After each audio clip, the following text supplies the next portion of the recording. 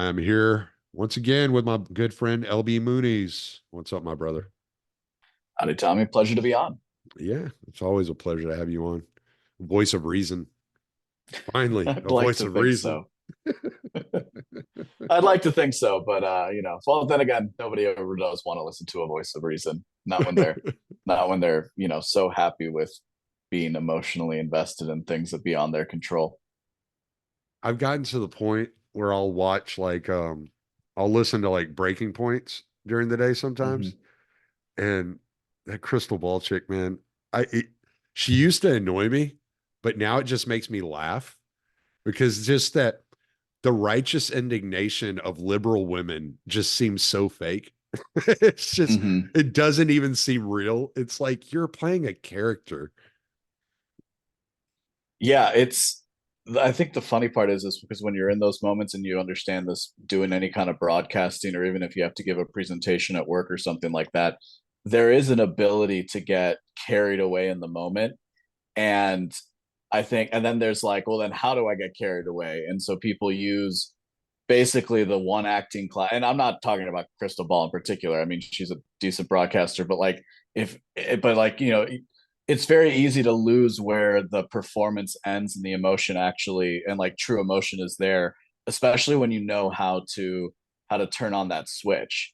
Like Mm, one thing I never quite mastered was crying on command, but people could do that, right? They right. can figure out ways, and they've manipulated their psyche bodies to be able to do this thing that we don't naturally want to do on a regular basis. And the same goes when you're giving these presentations. It's like how much of it is, I think after you've been doing it for a while, it's very easy to find that like, well, this is the right way to do it.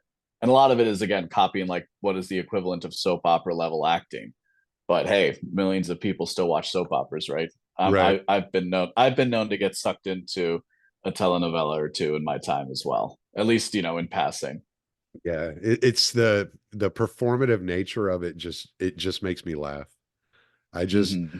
I I get, like I said, for a while it was just annoying to me. I was just like, all right, come on, just get to the facts. Just all right, and then I just got to it's just especially with these the protests that are going on and stuff like that, it's just almost to an absurd level, like with so many people. And I'm just like, man, this is hilarious.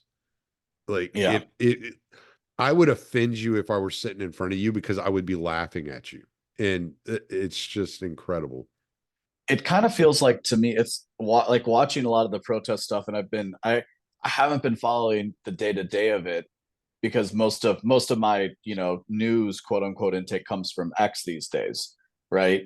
So it's like I don't watch a ton of like straight news shows where we're just going to go through the facts, and you just kind of see clips. So it is very, and I think that's one vein in which in particular the like faux outrage really comes through. But like personally speaking, it's I kind of feel like, haven't we seen this show before? Mm. It's and it's not a particularly good show. Like there's TV shows you might watch once, you're like, oh, okay, that was kind of cool. Like I can think of one offhand I can think of is the Last of Us TV show. Like I don't think I'll ever go back and rewatch that series. It didn't capture me as much as some of my other favorite shows. But like the whole campus protesting is like, haven't we been here before? Like, and not just exactly here in terms of protesting, but like Mhm. it's what's very strange, moving into my 30s. It's like when you're in your 20s, it's kind of like, well, yeah, man, we might actually change something, or something might actually happen from this. And it's strange to see that, I guess, truly that ritual playing out for like the next generation. And like, where are these people going to be in 10 years? Both in terms of like, yeah, the people that came from Occupy Wall Street to now, or even like the Tea Party, right? Mm. Like where are those people now? The Ron Paul revolution would be another one. It's like where, like how those people have all sprung out. And it's because the protests aren't doing anything, right? Like what they're not effectively changing US policy. Maybe more people are aware of that given the like the access people have to what's going on in the Middle East now, with like TikTok and short form video being so popular and ubiquitous. But like I don't know. It'd be interesting. I don't really know anybody in that milieu at the moment that I could have that relationship with, and anybody I wouldn't be at the protests. Um, but it's very strange to see the same thing playing out over again. It's like this protester ethos is so I never understood it. Like I never thought fondly of the term activism or protesting or something like that. So it's interesting to see how it still has, I don't even know if utility is the right word, but like that people still are trained to believe that this is a way to actually affect action and change. Do so you don't, so the rhetoric right now is that the reason that Biden has withheld aid to Israel for the last 2 weeks is a direct response to the protest. Do you not think that's the case? Yeah, but the great economics question compared to what, right? So yes, this certainly I certainly think that, if we're going to like break it down in terms of voting blocks, I do think that the younger Democratic voters or potential Democratic voters skew very heavily pro Gaza, pro Palestine versus a pro Israel position. So much so that even someone like Joe Biden has had to change things. You could also say there are physical, I think, like, or not physical, material reality of like the campaign that Israel's waging against Palestine at the moment Hmm. is bad optics all around. Like the only way you justify it is by literally believing that these are barbarians at the gate and they need to be wiped off the face of the earth. And like I think that sort of emotional reaction gives people enough of a shield to not look closely at the situation in terms of the humanitarian cost, whatever that means. Right. Right. So, and again, it's like, okay, 2 weeks. But as we were kind of talking about before we went on, didn't we just pass a huge bill? Like, yeah, okay, that money might not be dispersed, but will it be dispersed when they say, hey, we actually need it? Probably, and like how long can they push this? How long can they push the issue up until the election to convince people that um to vote for Biden, or at the very least, cast a reluctant vote for him, which is inevitably going to be their play. And Trump, as far as I understand it, hasn't done anything to differentiate himself from Biden in the situation except to say he would do it better, or maybe this wouldn't have occurred to begin with. Hmm. So, in like practical terms, sure. I mean, I think it certainly is the case that a lot of people are opposed to the U.S. funding Israel, especially amongst Democratic voters in the left half of America. But I do also think the broader protest culture is it, I guess it can do something, but it's organized.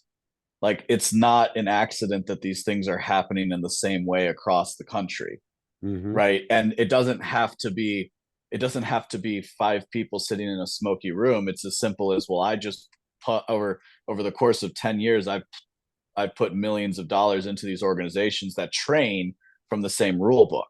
Hmm. Like the effect is the same. These the protests and the encampments and this, and I talked about this on 2-Bit podcast, but like there's like this clear trajectory of escalation in these things where now it's kind of like we've circled back to like the 60s almost, where they're getting to the point where they're like taking buildings, and they're it's not just that they're staying out, it's that they have like their own zones that they try to enforce. And we can break down like the individual psychology, and like like I've seen videos where it's like, and then here's where we have this and here's where we have that. Like people are enjoying it just as much as they are trying to say something.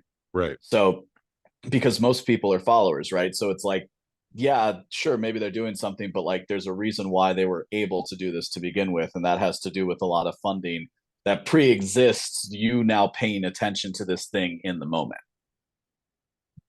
Yeah, well, and one of the things I said I wanted to talk about, so we'll just dive into this because this is something that I've been getting the question on probably like 3 or 4 times in the last couple of weeks. Somebody's approached me and we've started talking. They found out I had a podcast. They started listening to some of the things I'm talking about. They're like, "How do we fix this?" So I go into this long diatribe. Like, well, what happened was the Marxists took the universities 100 years ago, Mm-hmm. and it's that, and it comes back to that Hitler quote: "He who owns the youth owns the future." And we kind of see how the youth is moving, whether it's on the right or the left. There's this movement away from Israel, right? Yes. And so we can kind of get a gauge of what the future holds in that aspect. I think where it's more a little bit more dynamic and it's going to be a little bit more difficult to like suss out is how the youth is reacting to Ukraine and Russia. That's much more divided on party lines on Mm. or right versus left. The right tends to be more anti-intervention, whereas the left is like, no, we have to help Ukraine. And it's almost like they look at Ukraine the same way they look at Gaza, right? Whereas the United States is on the right side of history in Ukraine because they're assisting the oppressed, but on in the Israel Gaza situation, the U.S. is on the wrong side of history because they're assisting the oppressor. And that's Right. kind of how I'm pulling, at least how the threads seem to be working out. Well, and it kind of popped into my mind of like Obama when he was elected, and like Afghanistan, right? It was Afghanistan was the good war, Yeah. right? And Iraq was the bad war. And I think for many Democrats, it's right now it's well, Ukraine, Russia is the good war, and Gaza, Israel, or Palestine, Israel is the bad war. And that has, I think, more to do with like the pre-program. Like again, I'm gonna like let's leave aside like actual humanitarian analysis here in terms of the policies of Israel, just in terms of optics. I think there's I think that there was a lot more pre-programming done on the left, popularly speaking, about the plight of the Palestinians, let's say, and about the conditions that they live under, versus the right, which generally speaking, in terms of like the more like conservative, inside what I would call the cult of American democracy conservatives, especially, there's a lot of pre-programming to bet for them to be have a positive attitude towards Israel and the things that they do. So we have an event like October 7th that sends off this cascade effect, and everybody already has their position ready, Mm. and then they run into it. So what can you do now? Not a lot. You probably can't do anything about what's going on right now at all. Like that's I think that's the saddest thing. I think that's the saddest thing for people who start to pay attention to politics, realize pretty quickly, if if you at least if you don't get sucked into an activism trap, where you're kind of just you're part of you're just like kind of feeding the machine that exists currently to get the same people elected again and again. Obviously, can there be a place for collective action? I suppose so. Under a democracy, that's ostensibly how you're supposed to coalesce. I think what a lot of people who are just starting to wake up don't quite appreciate yet is the degree to which that operates under its own set of incentives, which come from funding organizations that you are then turning to for answers. There's better organizations to turn to, but that doesn't change the fact that a lot of these things, like I said, they're pre-programmed into the cultural consciousness, and it feels like, well, okay, I'm paying attention to this now, and I can figure out things in my life, so why can't we figure out this if we're all going to pay attention to this now? And the answer to that question, because that's a question that I think haunts everybody once you start paying attention to politics, myself certainly, is okay, maybe I'm making the wrong assumptions. Like maybe the assumption isn't that, well, how could they have made this mistake? Maybe the answer is close. Maybe it's actually that this was the plan all along. And in both cases, Ukraine and the conflict over the Ukraine, the conflict over the Holy Land, both of these things have been avoidable in to a greater or lesser extent at different points in history, and personalities at the center of it have caused it to go one way or the other. And you can extrapolate from that the ideologies that animate those people. So it's like, yeah, no, we could have stopped after what was it, 2004 in Ukraine, but we Mm-hmm. didn't. In terms of the U.S. posture, the aggressive U.S. diplomatic posturing towards Ukraine, Right. and it being brought into NATO, and Yeah. so too so too with the Gaza Strip and the West Bank in the Holy Land, and as to how those places were being taken care of and monitored. And the general assumption when you enter into the equation is something like, well, they've tried all these things, and maybe they have, and maybe it is the case that there have been bad people in power. None of that changes, though, that these things were thought of 5, 10 years ago. Sorry, my dogs have figured out how to open my office door. So. That's okay. I was really trying to vamp there, and I just eventually run out of steam. That's all right. I'm trying. She's trying to get him out of here so I can concentrate. What the first thing that popped into my head after October 7th, because I mean, like you, I pay attention to politics quite, you know, I try not to be as diligent as I was a couple of years ago because it just drives me insane. Because, like you said, one of the first things you realize is there's not much I can do about this at this moment. Like I can look at it, I can kind of try to assess it, I can see which way the wind's blowing and how it's gonna intercede with my life, but there's not really much I can do or say about it that's gonna change anything. But as I'd been watching, you could see the defining split, especially after McCarthy got ousted out of the House. You could see that defining split behind funding Ukraine. October 7th happened. The first thing that popped in my head, finally, a war the conservatives can get behind. That was it. Mm-hmm. And it was like, and it was like you were saying, was this planned?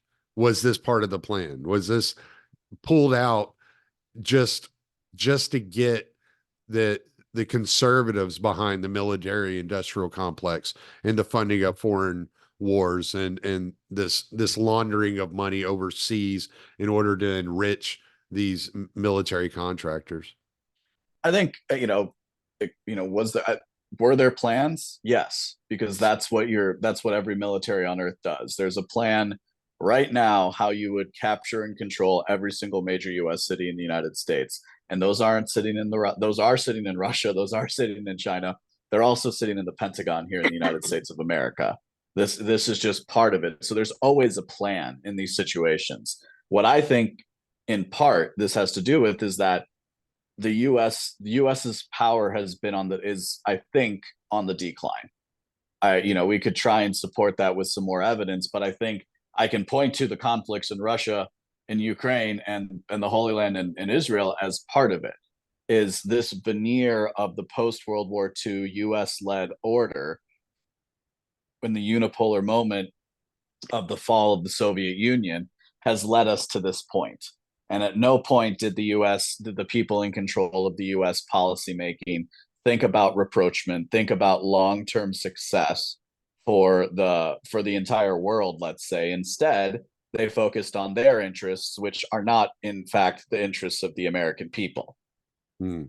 And the fact that and because we have currently a weak administration, right? Like, I mean, literally, it's archetypally, it's the Mad King, or the Invalid King. Is like, he's there, but he's not really doing anything, and so everybody kind of gets to decide what they want to do because of that, and that includes allies and adversaries on the geopolitical stage. Yeah.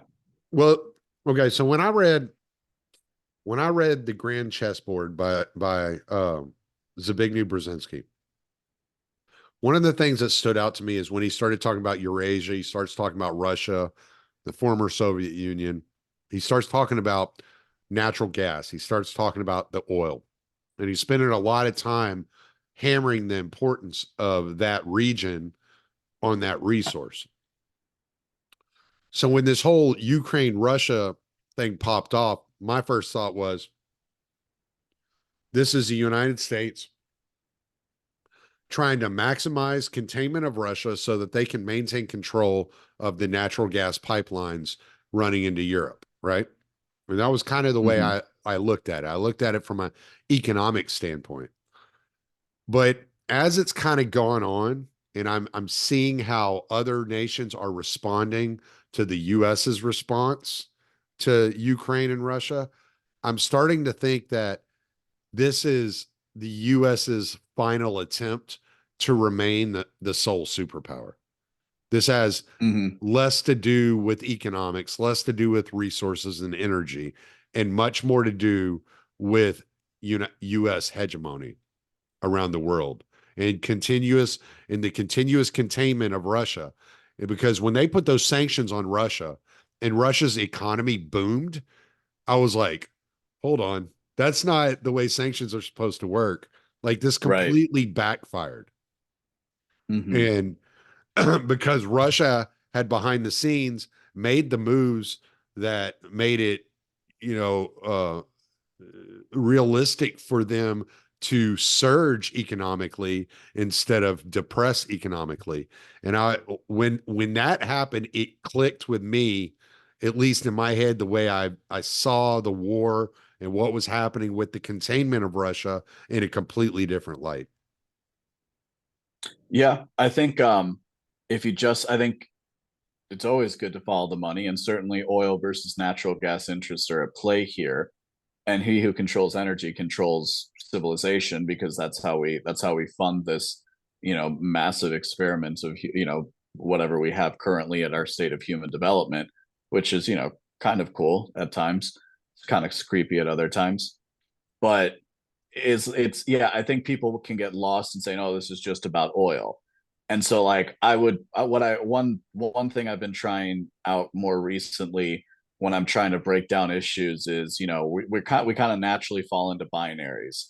So I try to take a trinitarian approach, and I've talked about this in terms of the enlightenment, where like instinct pitted against reason is basically the tome of enlightenment thinkers. It's a lot of what they were grappling with as far as the human condition was concerned. And it was generally the thought that if you could amplify reason and downplay instinct, you would have a better world, better men, better society, blah blah blah blah blah.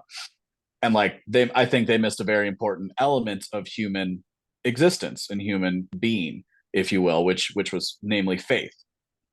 And it's the interplay of faith, instinct, and reason that actually allow us to exist in reality, in a real sense. So two, in terms of analysis, I think I've been able to identify at least three that kind of encapsulate a lot of pretty much any big question, right? You can have the material lens, which would be basic economic concerns, geopolitical forces, topography, geography, so on and so forth. You have the cultural lens, which is a little more abstract, but still manifest because it has to do with the rites, rituals, and practices of a people. And then you also have the spiritual lens, which is the metaphysical. And a lot of what our conversation has been in popular discourse, I think, has largely circled around the material and the cultural. And now more people are paying attention to also the spiritual component as well. And Mm-hmm. I think, and whether we want to call it US hegemony or whatever we want to call it, it is certainly perpetuating an order at which the US is the top, right? We talked about beforehand, like, one of my go-to phrases, because I think it illuminates the situation. You first have to, so like for people who don't know me, is I try to apply skepticism, right? Like I consider myself a philosophical skeptic, and I have ideas and beliefs outside of that, including a belief in God and Catholicism. But I use my reason to apply doubt to situations to try and figure out what's actually going on, let's say. And so take remove what you believe about the borders as they exist currently, because as we all know, borders are just lines on a map. In practice, I think it's worth considering that the borders a government defends are its external borders. And if we look at the actions of the United States, we realize they do not view, through their actions, through their policy, the United States government at the federal level, and certainly at the state levels as well in many cases, do not consider the generally accepted southern and northern border of the United States of America to be the external borders of their sphere of influence and power. So let's look at where and if we go back historically, we can illuminate this point. There were many military campaigns to Central and South America, or not South America, but certainly Mexico into Central America, to try and potentially conquer the lands for the United States at one point in time. though they were trying to expand the borders. So too with the conflicts today and the campaigns today being waged where? In the Middle East and now in Eastern Europe and also in the Middle East again with the Holy Land in this Mhm. situation.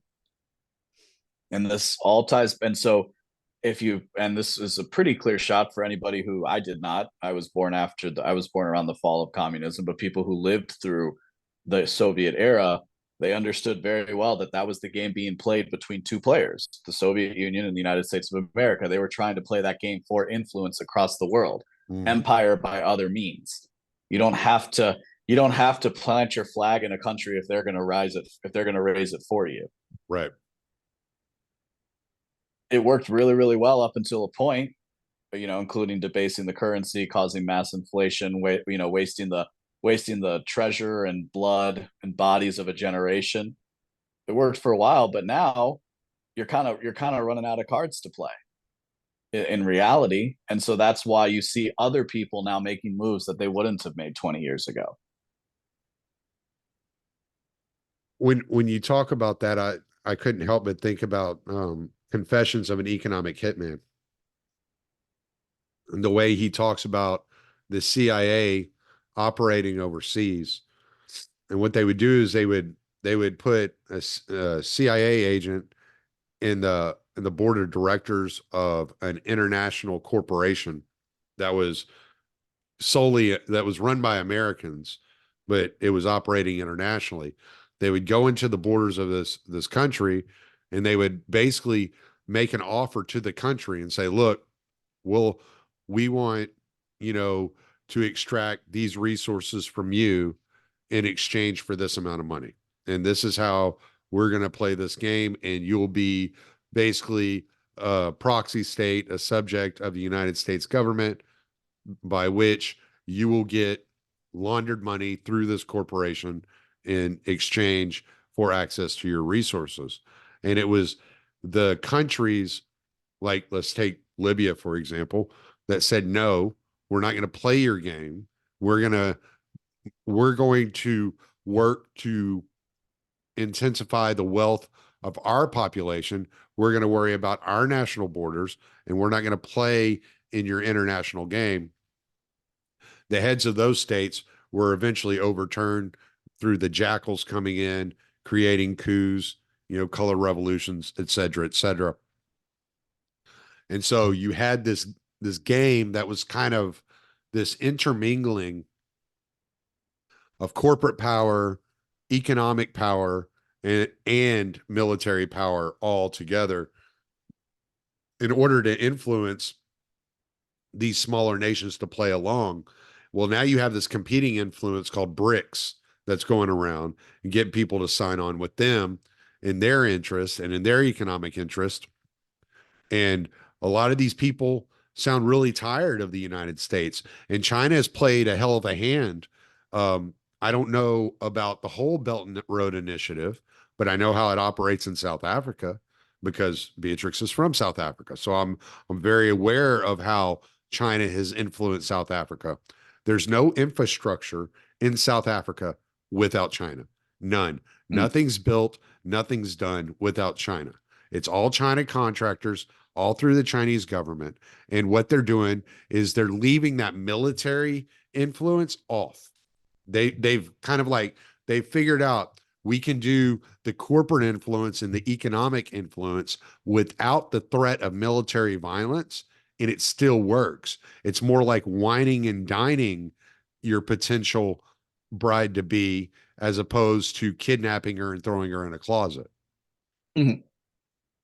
Yeah. Well, and I think that's, outside of the international conflicts that we've talked about currently, China is a looming question. I understand why some people want to, I'm not going to say, like, the word that comes to mind is downplay, but that's an unfair word, but who want to basically say that China isn't an immediate threat. That doesn't mean it's not, that doesn't mean that the way of life perpetrated, or purported by the Chinese government and propagandized by the Chinese government has a correlation to what the average American wants, right? Which is to say that we wouldn't want to live their life, but what they have gone a completely different road, and in terms, and basically, you know, if you got the big bully on the street, what's a better way of taking down the bully, right? And I'm not trying to say that the U.S. has been bullies, but they kind of have been in certain regards. And American men and women have gone to die at the behest of these sorts of ideas that I don't think have been good for the homeland, as it were. Um, but like, so okay, so I can't be the strongest person. They're the strongest person. I can be the smartest person. Mhm. And what are my people? You know, what's the reality about East Asians is they actually are very good at like spatial IQ and things like that in the mean on the average, which is to say engineering and Yeah, building things. right, And so they've been able to extend that sphere of influence in a very integral way that doesn't rely on the patronage network that the United States has created through foreign aid that kind of came about after World War II, if you will. No, they're doing it to where they're actually making money off the deal. And you know, say what you will, that certainly is a better incentive structure for the long term than destruction, because right, power can only be exerted insofar as you can exert it. I know that's a tautology, but it's accurate. right. And so as and it's finite. At the end of the day, you can run out of bullets, you know, so to both literally and metaphorically. And when you keep playing the same card and people realize, oh, okay, so you're just going to get entrenched into another war that's going to cost you another billions of untold dollars that all go to this thing. And the average person, what can we do? Is no. This is what they want, and that's a much scarier thing to realize and contend with. And it might sound like it's hopeless, but it's actually not, because when you let go of things that are completely out of control and you focus on things that are within your control, you can actually live a happier life. And part of the sickness of the cult that the cult of American democracy perpetrates is in part this belief that through demonstration we can actually change things as they go forward. Well, and I mean, it's pretty obvious, like kind of sticking with this. We're going to just stick with this kind of thread here.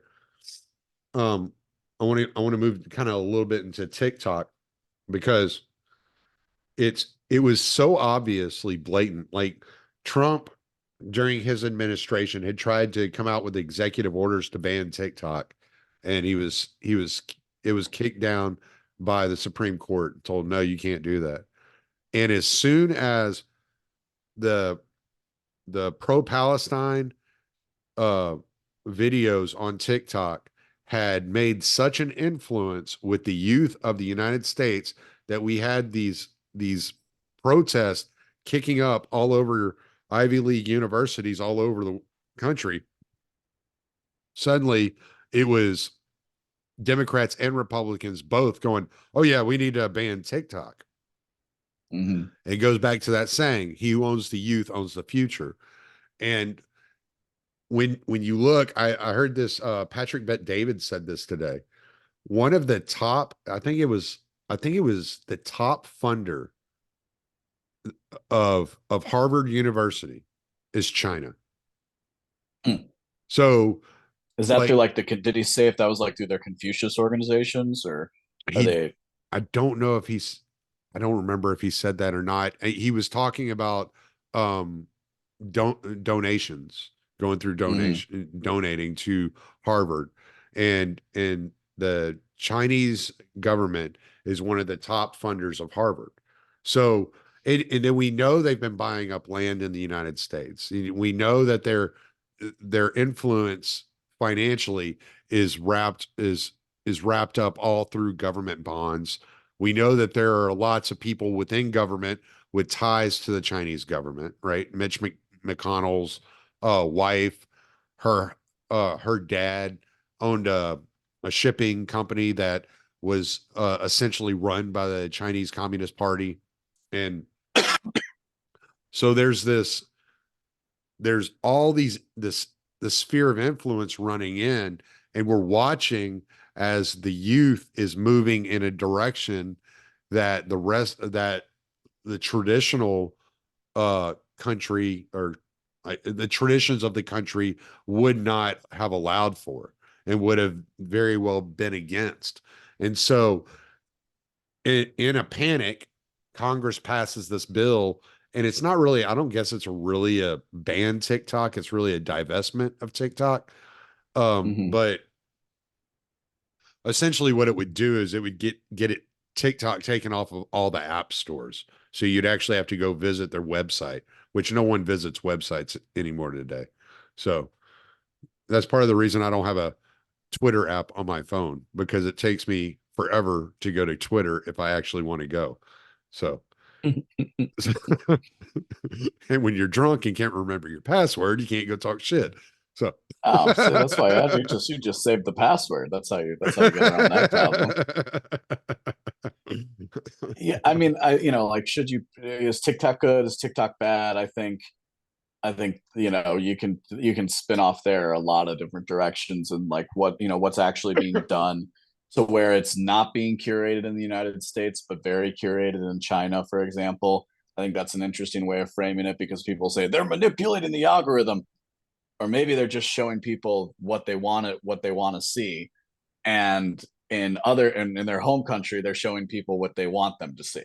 yeah. Because people will talk about the differences, and like the reality is algorithms are very individualized, just with how sophisticated the technology is. It's also I think it's also a great example of where you see the corporate power aligning in a certain way, and it's not actually about TikTok with these bills, it's about all of social media. Mhm. Because social media does have a power unto itself that it's cultivated by, in some cases addicting us to their apps, but we also wanted to be addicted. So, I'm glad you whatever. went there because I wanted to get like move into this. Yeah, so it's like, it's actually about control. It's probably more likely to do with setting a precedent, which is, the progressive order, so that they can go after things later on. Because the ultimate goal there is control over cyberspace. And that was going pretty well until Elon Musk, I think, for all of his faults, bought Twitter and renamed it X. Like, say what you will, but I think for all the criticisms people can levy at him, it's certainly allowed for some kind of discourse to continue. Um, because other social media platforms throttle it unless you're the Daily Wire or the New York Times. So yeah, that's kind of where I was going to go with this whole TikTok thing.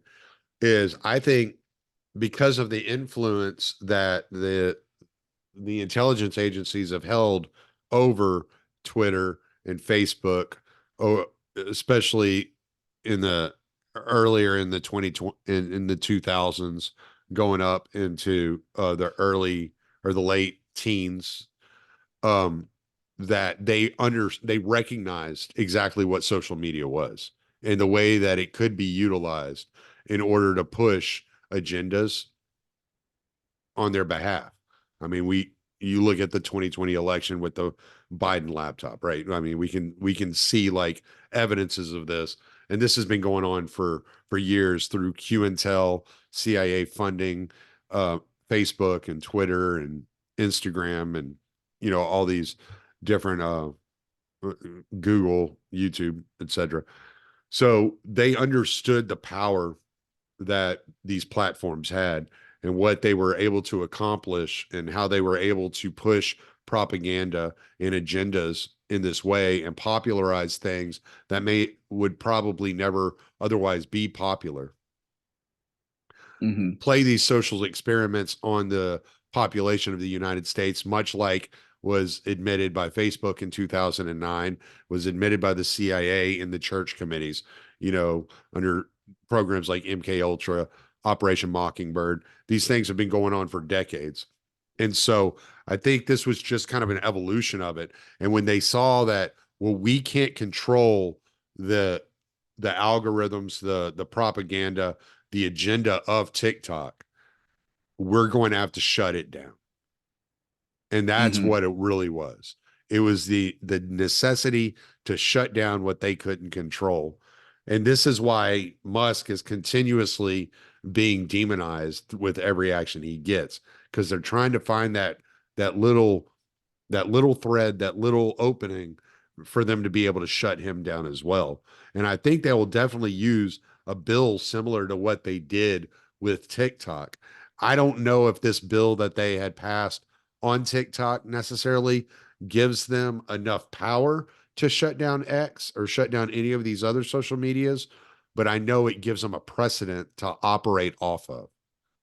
Right. Well, and then or just in a very real sense, if the purpose of it is not actually to get rid of TikTok, but to remove it until from the app store, so to speak, until it gets divested from the Chinese government in China, and instead be owned by some other corporation based to here in the United States.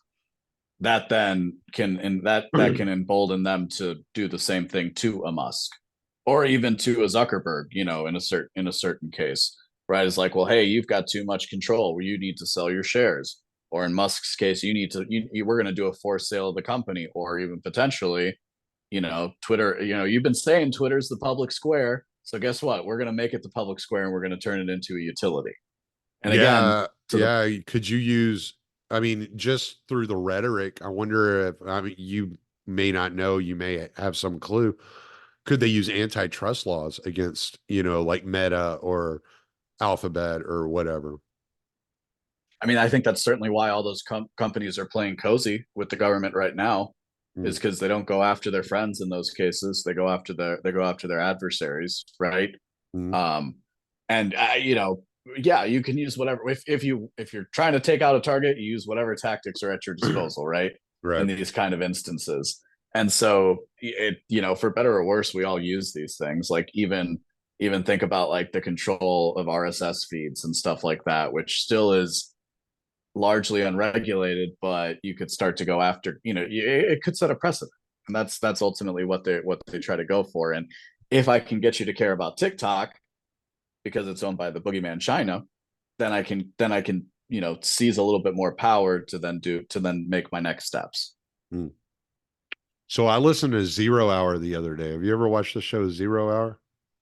I don't think so. It's pretty good. It's a show on the Blaze. But this guy's an Orthodox Christian. He just had Father Josiah Trenum on 2 weeks ago, I guess. But he had what's his name? Michael Tracy was on this Mm-hmm. last episode he released. And they were talking about what World War III might look like. And Michael Tracy has come to the conclusion, and I don't know if he's necessarily wrong, but I would like to hear your opinion on this. He's come to the conclusion that World War III has already started, but it's digital. It's all Mm-hmm. information at the moment.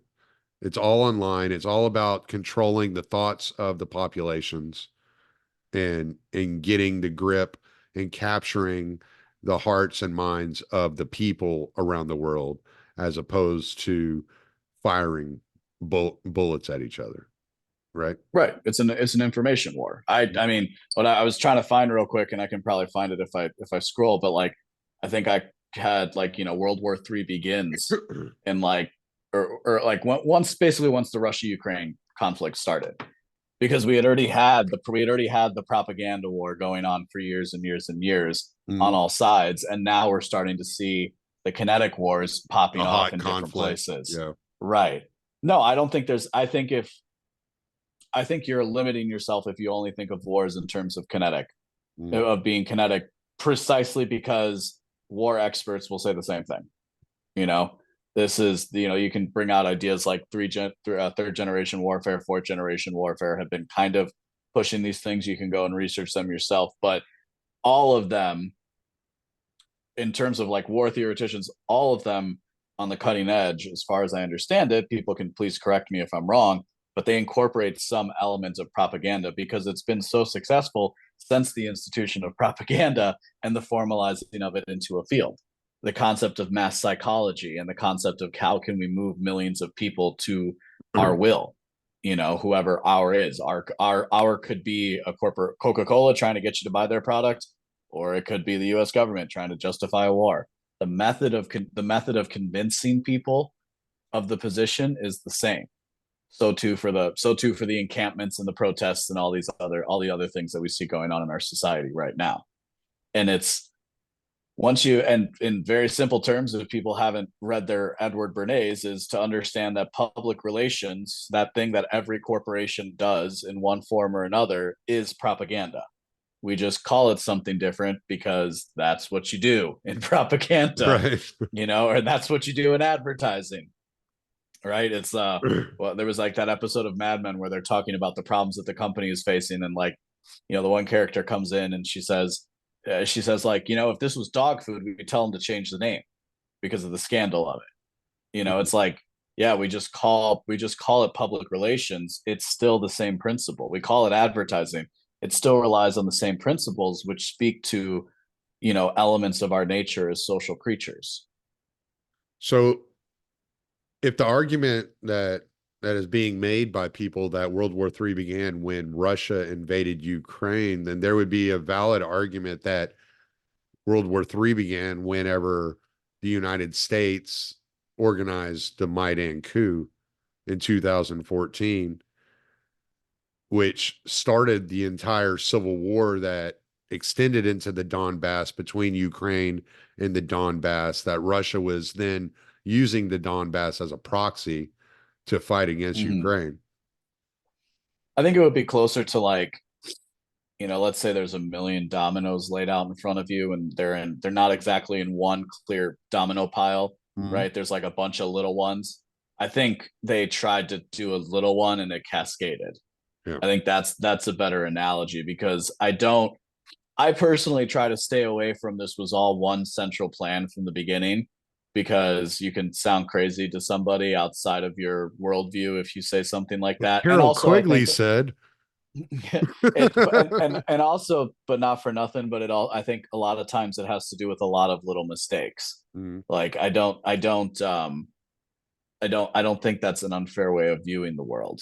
And I think it gives you a different perspective, because because if I can summarize all of this into one thing, Kami's bad. Okay, I can do that for rhetorical purposes, and I'm pretty good at doing Right. that for rhetorical purposes, because Right. commies are pretty bad. You Yeah. know, does that mean in reality, in practice, over time, that it's been the concerted effort of every single communist to subvert the order?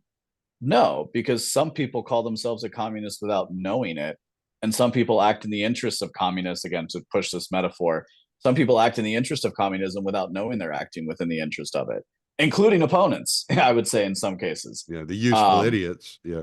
Right. And we understand this when we actually start to scale out the human picture, like humanity as a society, as a grouping of cultures, is you start to see the way these things play off. It's nodes in a network, or it's ripples in a pond that move from a singular location outwards. It's not the case that it's just one thing happening continuously. Right. It can look like that, and what our minds do is we try to craft those stories to talk about it. I'm just here to say there's many ways of talking about it, and if you look for one single narrative, you're gonna miss some of the points, which is to say, like, oh, this was all a plan from the beginning. No, I think that I think NATO as an organization has an incentive to perpetuate itself, and so the only way an organization like that can perpetuate itself is through growth. And so what other countries can we bring in? Because if we can't convince other people that we're needed, well, maybe we'll disappear. Mm-hmm. Right. And nobody with enough sense sat in a position of power, or if they did, they were probably promptly removed, to say, well, maybe this organization shouldn't exist after the Well, and fall I of think the Iron people, Curtain. excuse me, I'm sorry. I think Mm-hmm. people have forgotten that the League of Nations was a thing too, and they disappeared, right? Mm-hmm. And you're trying Yeah. to avoid that same thing happening. Well, and then the UN is basically just a patronage network. Hmm. Because the real power has been, since at least the fall of World War II, and certainly since the collapse of the Soviet Union, is the military industrial complex of the United States of America. Whatever, the federal US government, we can, if we want to get a little more granular, we'll talk about the neocons and the neolibs, right? And Right. they're basically their progressive agenda to push at uh, building a certain kind of culture at home, and then engaging in empire building abroad. Right. Again, empire through other means. It's not the empire your grandpa had. It's a new kind of empire where everybody still thinks you know they're their own thing, even though, especially, if you talk to people from other parts of the world, is like, no, they all kind of, yeah, no, they know America's the top dog, at least for now. Yeah. They still, it's the ever if you talk to people from other countries, it's a very obvious thing that as an American, we'll say that we're the world's superpower, but we also have this like feigned humbleness about it, at least the average person does, that people from other countries don't even play with. Hmm. When we see how I want to attack this. Okay, so you're talking about.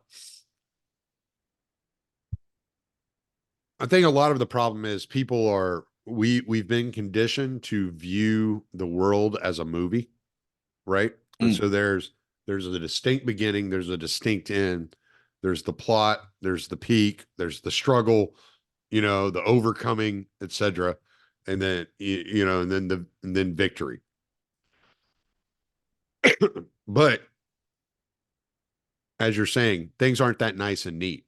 We can look to, all right, one of the names that gets thrown around a lot as Dr. Evil nowadays, it has for quite a while, is George Soros. And I'm not saying he's a good dude.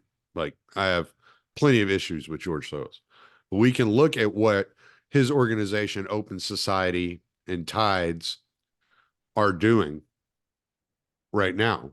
So they're funding the protests against Israel, and they're funding Ukraine. So like it almost looks like they're on two different sides of of the subject. But the problem is, you if you look at it from their point of view, what they're doing is they're sowing discord. And Hmm. the discord then creates chaos. Chaos leaves a window for tyrants to move in. And those tyrants move in, they demand order. People snap to order, they appreciate order, they want that order. And then this is how you usher in these kind of larger global steps like into the future. Hmm. So a lot of people could be confused when they're looking at this and they're trying to see it from, well, this is when this began and this is when this ended. Whereas there's a lot more, there's kind of more nuance happening in there. And Right. it's a little, it's dirtier than you think it is, I guess I would say. People want this clean break. They want us to get on here on a podcast and tell this clean story and make it very easily understandable for them to grasp onto what's going on in the world. Whereas a lot of times, like when people like you and I are watching what's happening in the world, it's difficult for us to grasp and explain in a way that makes it clean for the listener to actually it, absorb the basic material. Well, and that's and part what we try to do, I think, as analysts or commentators is you are because we are creatures like it's not just that people think of life as a movie, it's that we're creatures of narrative. And then like Hollywood has just like taken that and monetized it in a certain way, Right. such that we do think of our lives in terms of movies and stuff like that. Um, some of us might still think in terms of books, which have chapters and you can have compendiums and whatever. We can get lost in the esoteric nature of that conversation. But yeah, you're living in the midst of it now.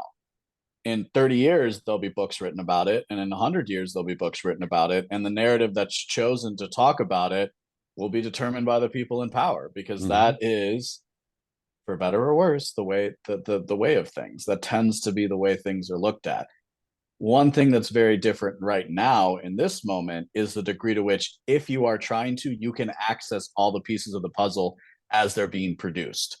But the puzzle isn't finished yet, and it's not going to be finished. Mm. And we can craft hypotheses and say, is this the end? Is this the beginning of something else? Like, I think in terms of that, it's like nothing ever ends. Things just begin anew because that's what time is. And until literally nothing else exists, that's going to kind of be the way of things. Mm-hmm. Um, so it's like, so when people are like, well, when is this going to finish? I don't know.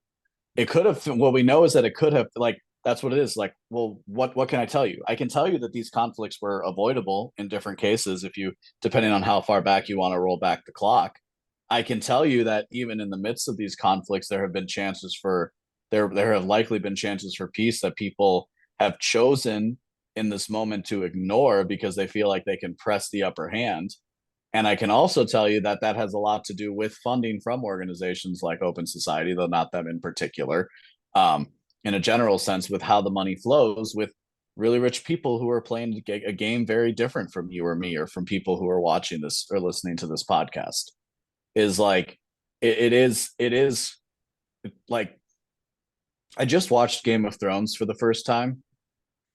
Um, and with how popular that show was, you would think more people would understand politics, Mm, because I do think that he was able to capture the visceral nature of that struggle for power, because everything is about that is the Game of Thrones, is the struggle for power, right? And like yeah. control over these kingdoms. And just because you listening to this don't think in those terms doesn't mean that other humans don't.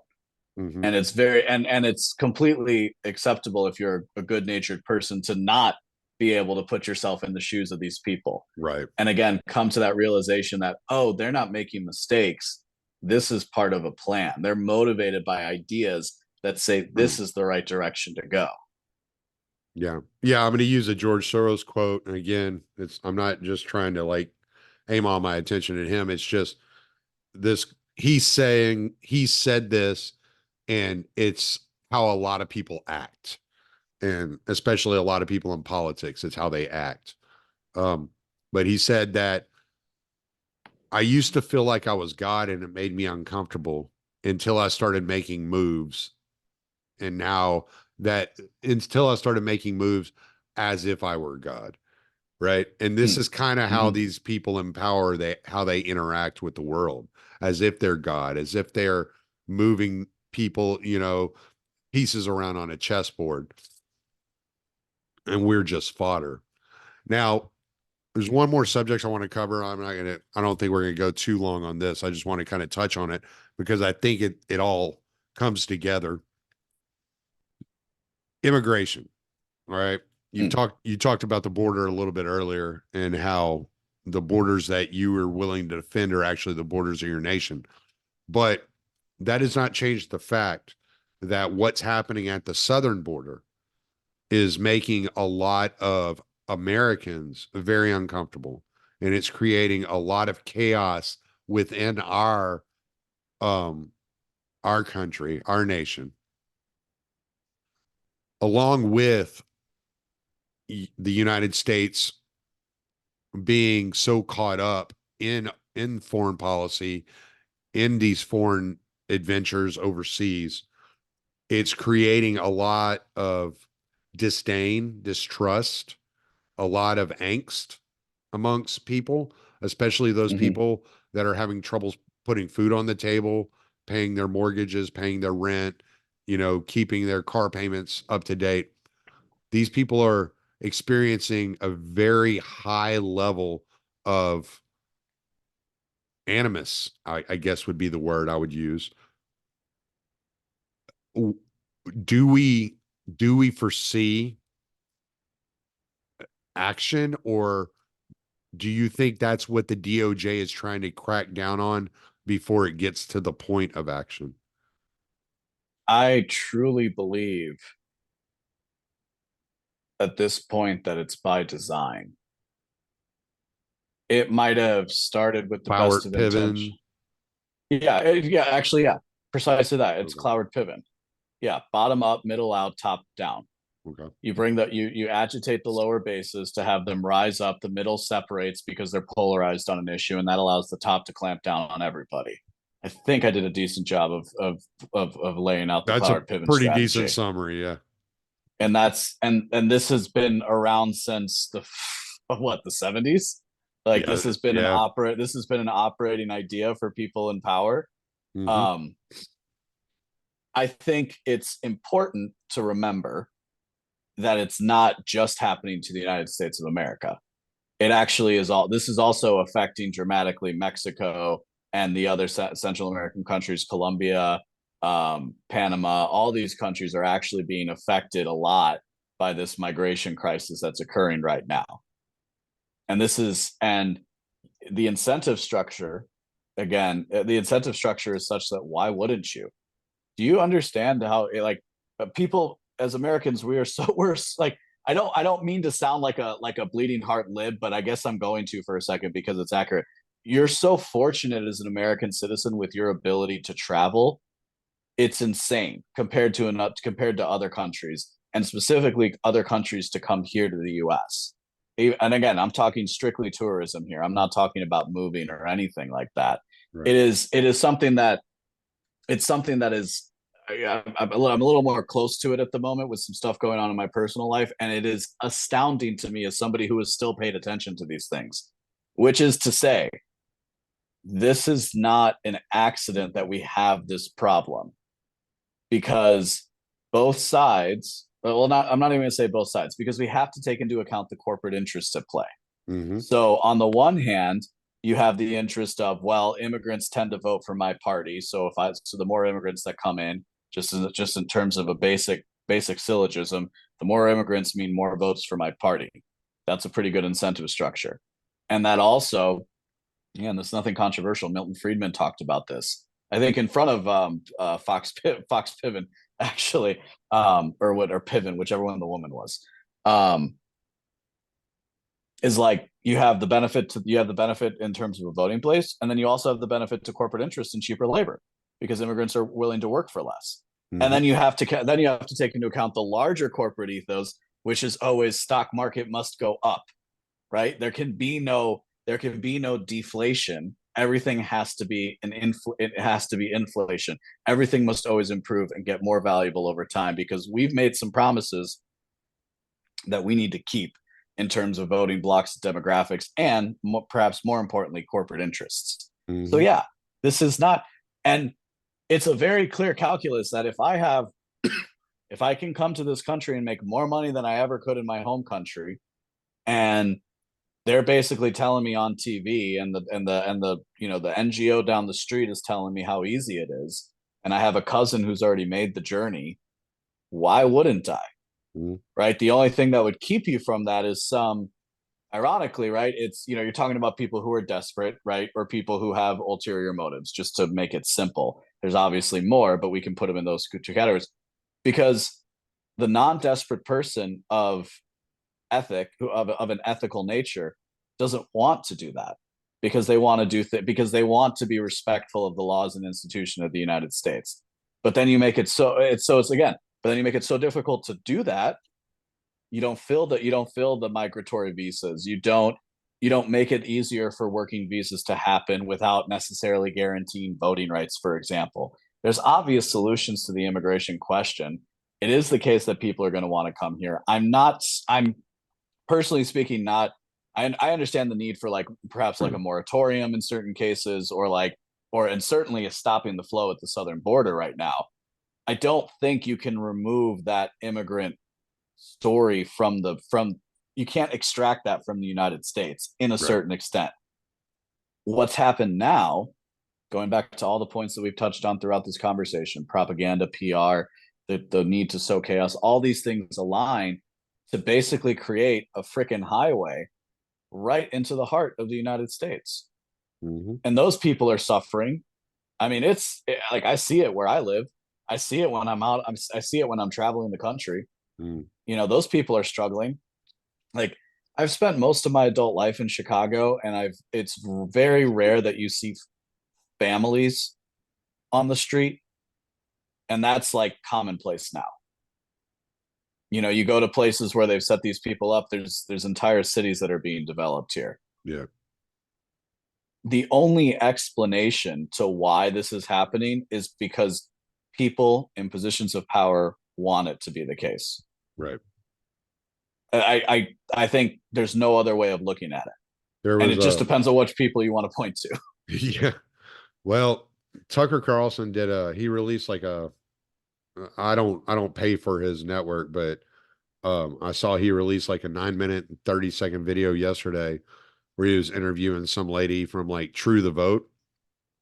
Mm-hmm. And she had discovered this article that Congress had actually passed along through a bill that states that if an illegal immigrant votes in the election but doesn't think that they're voting illegally, then it's not an illegal vote.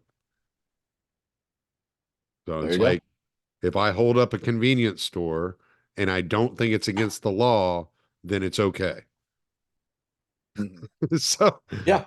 I mean, it's kind of this like weird logic, but um, I don't know. I haven't looked into the actual piece they were talking about, the actual bill they were talking about, and all that good jazz. But that was stated, and I'm like, huh, that's interesting. I wonder how true that is, and if anybody's gonna look into it, maybe I should. Well, and at the end of the day, what does it really matter? Talking about 5,000 votes here. We've already shown as a country we're incapable of accurately calculating the vote.